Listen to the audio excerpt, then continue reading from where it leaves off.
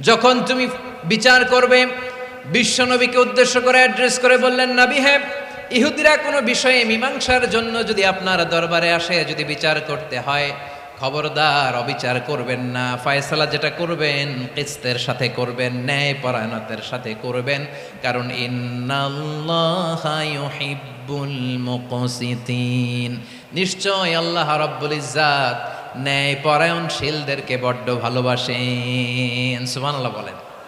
ন্যায় পরায়ণ লোকদেরকে আল্লাহ তাআলা বড্ড ভালোবাসেন। অন্য আয়াতে আল্লাহ তাআলা বলছেন, وَنَضَعُ الْمَوَازِينَ الْقِسْطَ لِيَوْمِ الْقِيَامَةِ فَلَا تُظْلَمُ نَفْسٌ شَيْئًا।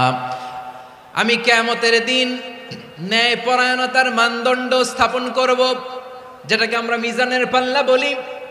আল্লাহ বলেন, ন্যায় বিচারের মানদণ্ড কিয়ামতের ময়দানে আমি আল্লাহ স্থাপন করব।